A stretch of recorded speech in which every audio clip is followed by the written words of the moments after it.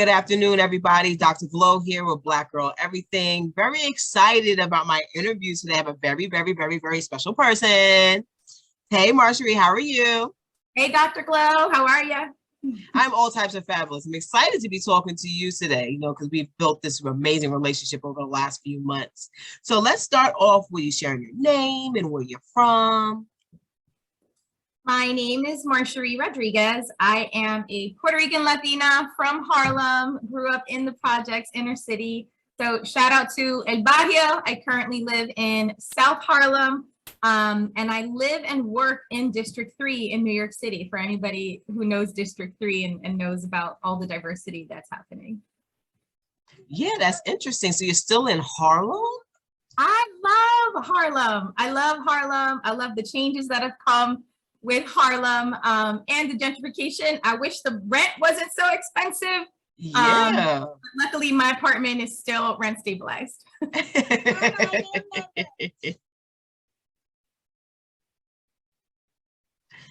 Oh, okay, that's so cool. Yeah, because rent is crazy in there.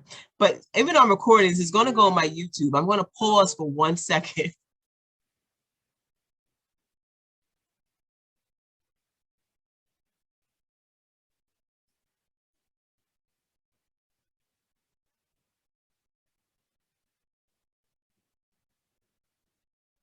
All right, world, I'm back. That's what happens when you have a 3-year-old and she comes and sits at the other desk at a laptop while she's doing her work. And sometimes you got to know when to talk quiet, and she just didn't want to. So now you're in Harlem, you enjoy being there, and you work for District 3. Okay. What is your position at your school? I'm an assistant principal. I have the privilege of being one of the school leaders of a very diverse school in District 3. And this is my 16th year with the Department of Education. So I'm so excited about that.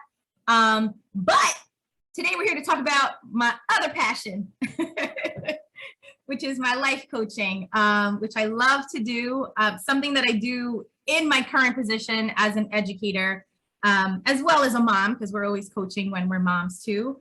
But yeah, life coaching is one of my main passions right now. Well, I'm also a life coach, so I totally understand. It's all about really helping people get to the next level, right? And really just helping them home in on themselves and figure out what they're really trying to do about different things. So what is the name of your life coaching business?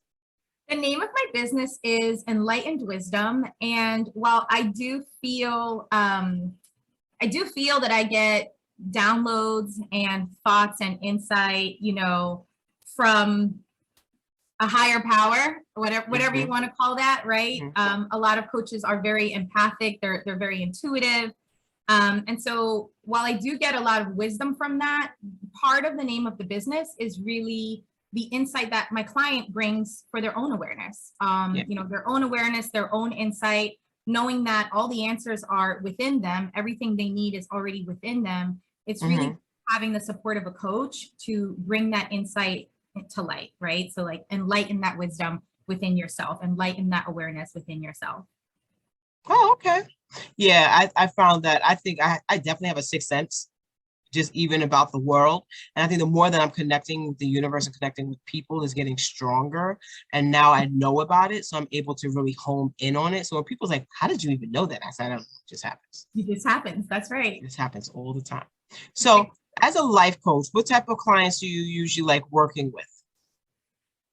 My main clientele is women, professional women, working women who are mothers and need support in that realm. I actually have a son who has ADHD and dyslexia.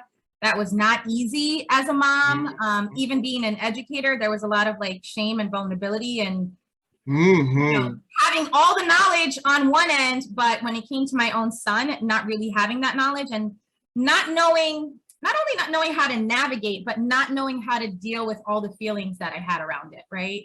I should be knowing everything about this, and I just didn't. So being able to support women in that way as well is really what I'm striving for. And like I said, women have lots of their own insight, lots of their own wisdom. It's just having that support of a coach. So some of those typical themes that come up quite a bit with coaching is women who know things that they want to do, and they know that they want to move forward with certain opportunities and projects, but they're stuck and they don't know how to get out of that rut. They don't know what it is that's holding them back. And it tends to be limiting beliefs that are holding them back. A lot of times that limiting belief can be as simple as fear that is holding them back. Another major theme that comes up a lot with my clients is trying to release the toxicity of certain relationships. And that could be an other, that could be people at work, that could be your own family, right? It could be a lot of that. One of the other things, especially as it pertains to moms, another big issue that comes up are women who need support with setting boundaries, right? Like as mothers, as women, we wear so many hats, so many roles. And sometimes it takes someone else coming in like, well, how are you taking care of yourself, right? If mom's not good, nobody else in the family is good. But when you've grown up in a family seeing mom and grandma be that strong woman, how do you break the pattern of not being that? How do you break the pattern of relying on other people for support? How do you break the pattern of having some self-care, building that in, and knowing that you're worthy to have that? Is another, like a whole other conversation. But those are like typical themes that come up a lot with women, especially women our age who've already been successful in their career, but still want more, still want to do more, not sure how to get there, not sure how to get the relationship, not sure how to get that job, not sure how to start on all those projects and ideas and creative things that they have going on. So there's a lot that, you know, me as a coach can support you with. I love all of that. I love all that because I believe in every word that you just said. And there's a lot of the words I use with people when I talk to them about coaching and what's some of the importance about coaching. And some people, they get so caught in, you still have to do the work, right? And a coach just doesn't do it for you. That's right. It's just here to support you throughout that process and what that looks like, right? But how do you find, or you find individuals who are stuck in that real rut? What is some of the language that you use? I see you talking about release and some of these other terms that we know oh so well. What are some of the other suggestions that you give to people when they are in that moment where they just can't move? You know, every client is uniquely beautiful. And even though there are similar themes, everybody's going to relate to something differently. And I think one of my main jobs as a coach is really listening intently to each client, because every client is going to need a different message. There are some clients that are going to need you to be a little bit more tough love. There are some clients that are going to need me to be, you know, more supportive and more hand holding there. So every person, every woman is going to be very different. And it's my job as a coach to tune into that with that sixth sense that we were talking about, and really hone in on what does that woman need to move forward in her life. And everyone's going to be different. And what I get to do, one of the reasons why I love coaching is I get to support you. I get to love on you and really encourage you so much to tell you the truth, because there are some people who are there, but in your life, and they're very supportive, but they don't always tell you the truth. And sometimes you need to hear that and hold yourself accountable so that you can move forward. So accountability is a big one. Ownership is another one, right? Like, you have problems at work, you're having problems in your relationship, problems with your family. How are you showing up in that relationship? So that mirror work, how do I hold that mirror up to myself and really take a look at what I'm bringing to the table, you know, positive or negative? Yeah. No, I firmly agree with you, especially when it comes down to ownership. I find that there's so many people who I find who are most scared of coaches are the ones who are always pointing away from themselves, and they just don't. It's not me. It's everything and everyone around me. And you're just looking at them like, what? Everything. We play a role in every single action that happens, right? Every single reaction in our life, we have control of, either good or bad. Doesn't matter. You made choices that got you to that position. And people just struggle with understanding that maybe if you would have pivoted left or pivoted right, you might have missed that bullet. But some people just don't want to. They just stand there like, oh, it wasn't me. They don't want to. And that level of readiness that you're talking about, that level of willingness is really what gets you the results. It's really the difference between, you know, a client who's having the results and changing their lives for themselves versus someone who's like continuing the hamster wheel of like, yeah, I really want to get that project done. One of these days I'll make it happen. Yeah, I really want to go to, you know, Greece. One of these days I'll make it happen. Yeah, I really want to be in that relationship. One of these years I'll make it happen. And it's really the person who's willing to do the work, peeling back those layers, really digging deep, holding that mirror up to themselves and saying, I no longer want this. You know, I no longer want this. I'm done with these patterns. I'm ready for something new. What are those new opportunities? What are those new projects? What are those new relationships? What are those new ways of being? What are those new ways of being? Because you really don't have to change anything else or in your surroundings. If you're doing work and you're willing to change some of those things within you, your whole entire world shifts. And I don't know that people realize that, right? Like you're talking about blame and people wondering, how do I get him to change? How do I get her to change? How do I get my boss to change? And it's really a shift within yourself. And when you're willing and ready to do that work, everything around you shifts. Agree. See, it's like you're taking everything out of my head and spitting it out. We're the same person. I know. It's like, okay, I get it. Yes, this is true. This is completely true. So now I know you just published a piece. I did, yes. Very excited. It was a really good read. So I want you to talk about that a little bit and what made you bring it about. So thank you so much for bringing this up. And I will say before I even talk about it, it was a stretch for me because one of my limiting beliefs was I'm not an author. I'm not a writer. There can't possibly be anything I can write about that people want to hear about, right? Yep. And I don't even know where that came from because I've always been a straight A student, done very well in school. I know I'm very articulate. I talk all the time and present all the time. But something about the writing, I don't know if that's because it's your innermost thoughts that now you're putting it on display for the world to see and possibly judge. But it was a stretch. And I'm really glad I did it. It's a personal nonfiction. It's called What I Learned from That Bitch at Work. So when I talk about releasing relationships, releasing toxicity, shifting within yourself to change, you know, your environment, I am talking from experience. And pre-2016, I had lots of I don't want to say toxic, but I had a lot of bitches at work. I couldn't understand why. Like every job since I was 14 had someone, some lady, some woman, some girl that I would come home and talk to my family, like, you know what that bitch did today? You know, and like not even realizing how much power I would give these different people. But so much of my work life would be surrounded by, you know, these bitches at work. And the article is really about when I began to do my work and when I was willing to dig deep, when I was willing to hold that mirror up to myself and really look at how I've been showing up. And I talk about it in the piece, you know, things about non-judgment, not fully knowing another woman's story. And so how do I get to see her as a woman instead of, you know, just as a bitch? What's her backstory? A lot of times we're in a place of distrust because of whatever's happening.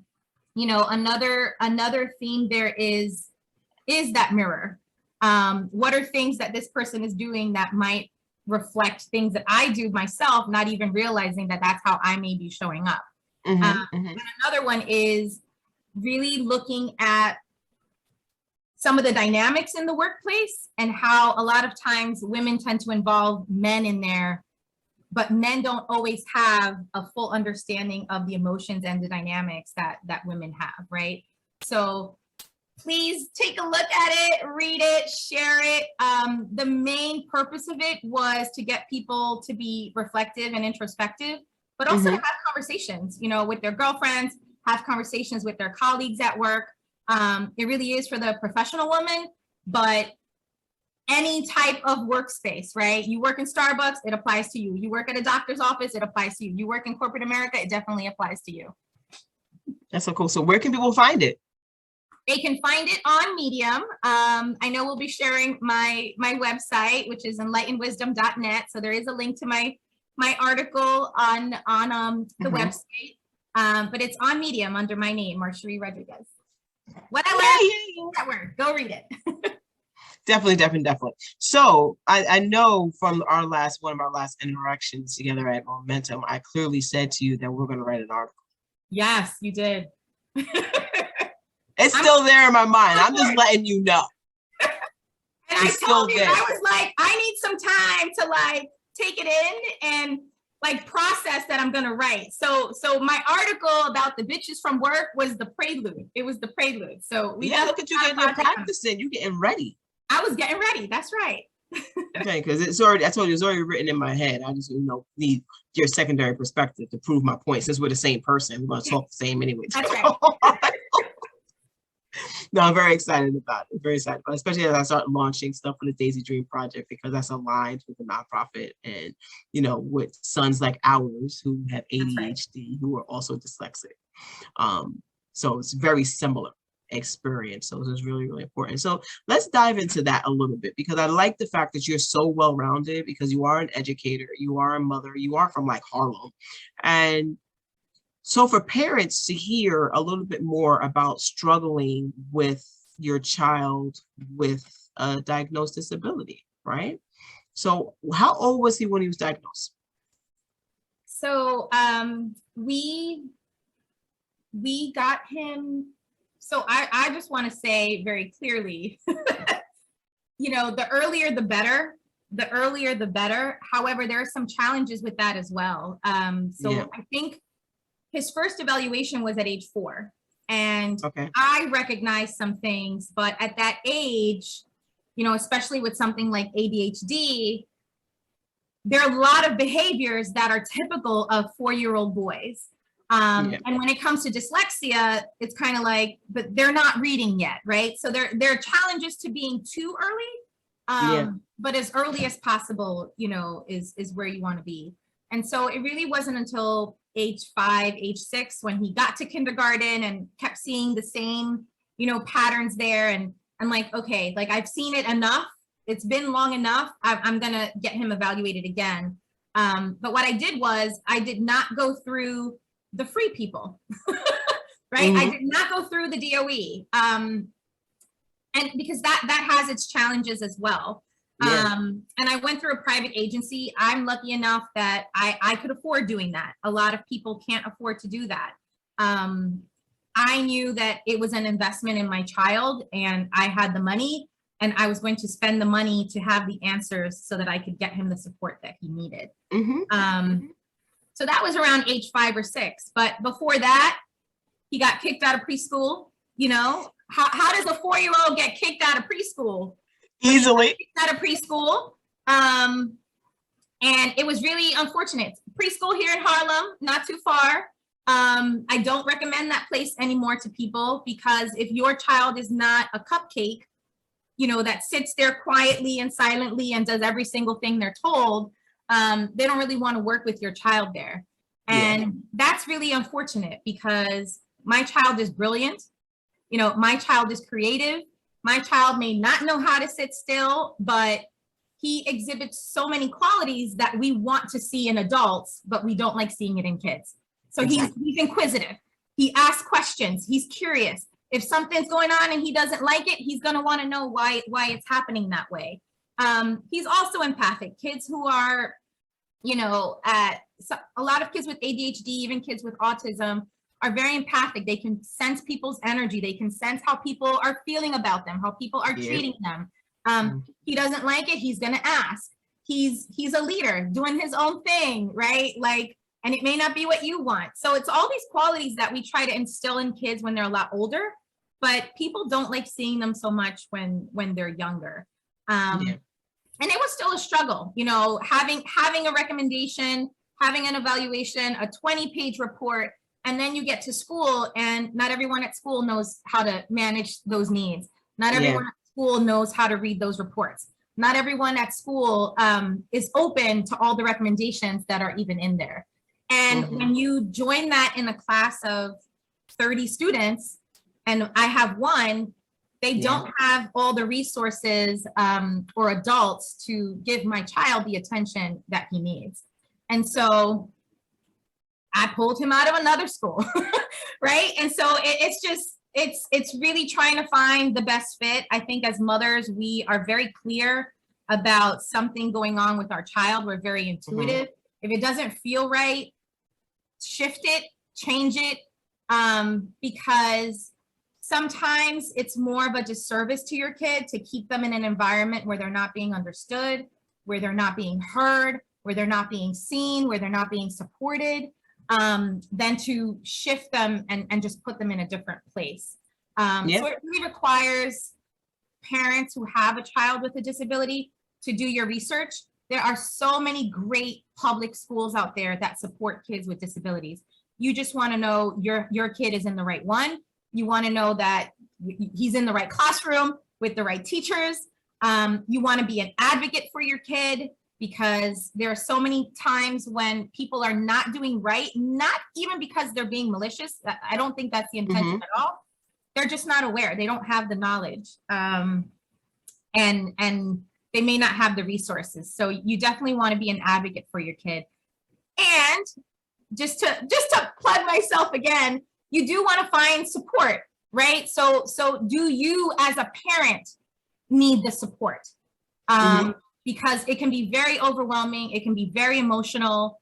A lot of times parents judge themselves. They blame themselves. Is there something I could have done? Was it my parenting? And it's not. It's just body chemistry. It's just body chemistry. And sometimes the parent needs the support on how to navigate, how to deal with the emotions, and how to deal with the dynamics at home too. Because that's a whole Thank you for all of that. No, yes, thank you for reading off our whole article. But what, like literally.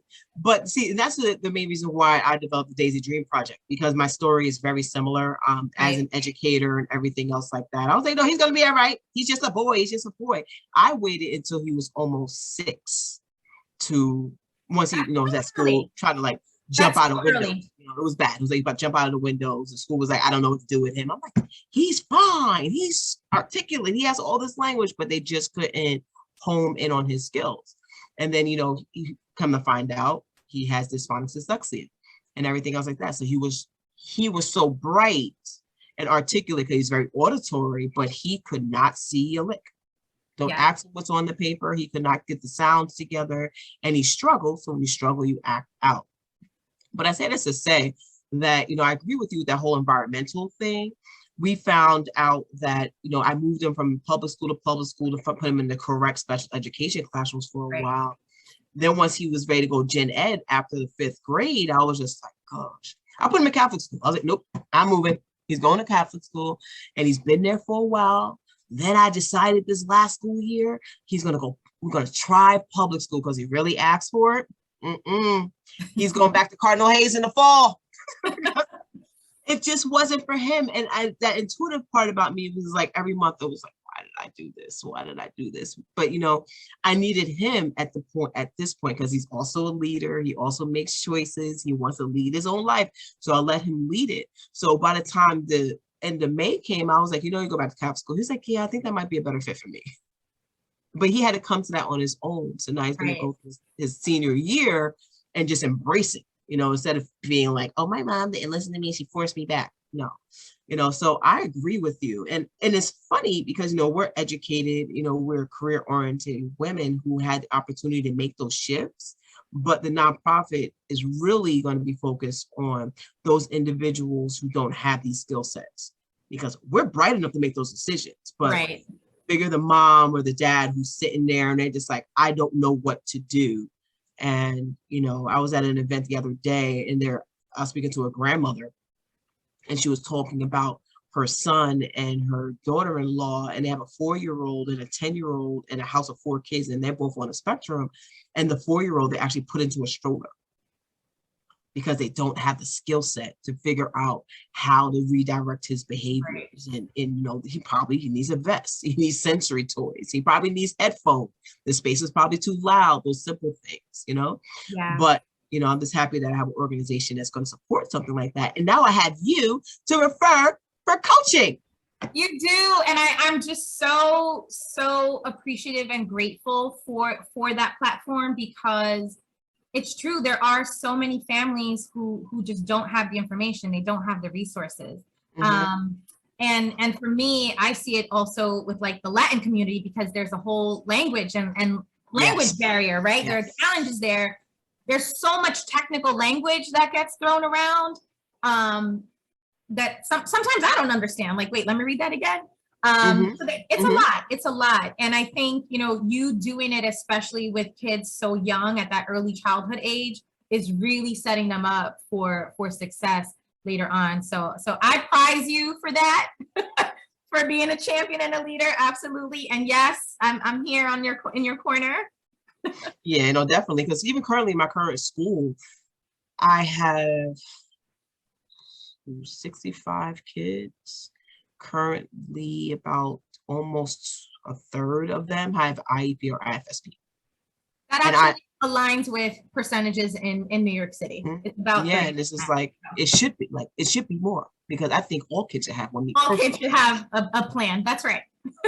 Everybody should have one, because your educational experience should be based off of your needs, not off this cookie cutter experience that doesn't work out here. Well, I think the shifts are coming for education. I think in the past it's definitely a one size fits all.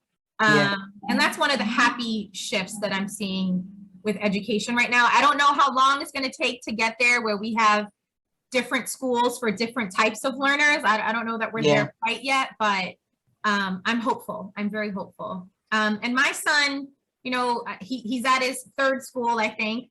But it's a private school where he gets the attention he needs, and there are 7 kids in his class, 7.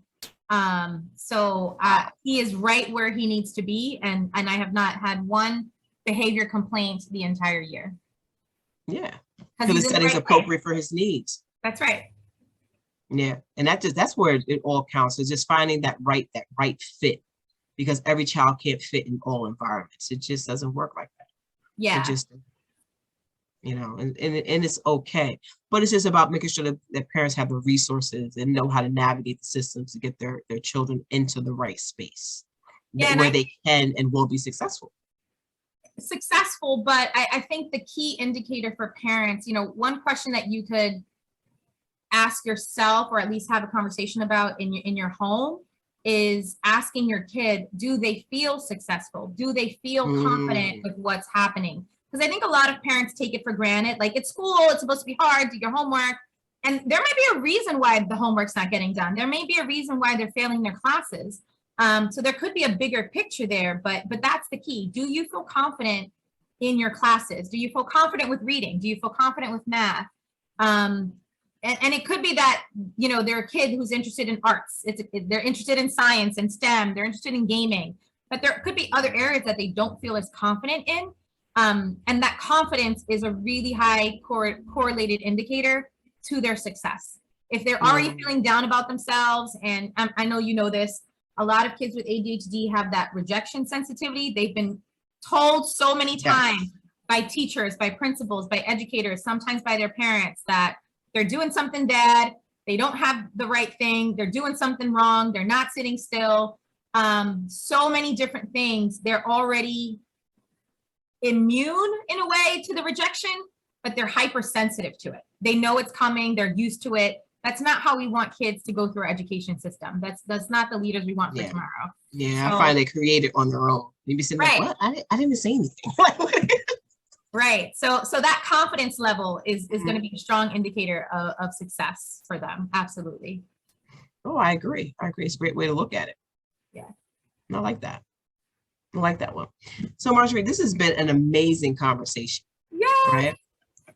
And definitely be the first of many as we continue to explore our partnership in the universe, wherever that's going to take us, to like Yeah. writing novels. Writing project is the first one.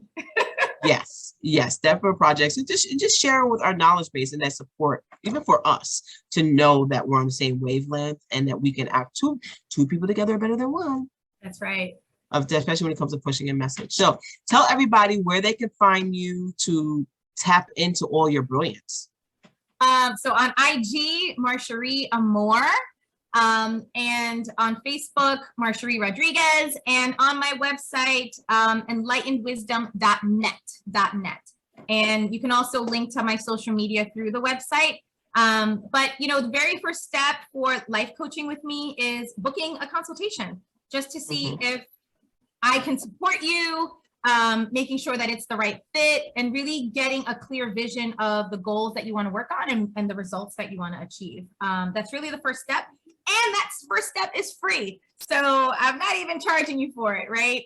It's really just a conversation, and we can take it from there and see what happens. But I know in my heart, because I'm so passionate about it, that's what I bring to the table. That's what I bring to every client that I work with. It really is that unconditional support, so that you can enlighten your own wisdom. So let's get it. That is so wonderful. Thank you again for your time this evening. This has been an amazing conversation, and I look forward to many, many more. I agree. Thank you so much. And just thank you for your platform. Thank you for inviting me. Thank you for all you do for Black girls everywhere, and female entrepreneurs, women of color. You're one of my role models. So I hope to be like you when I grow up. Thank you so much. No problem. Good night. Good night.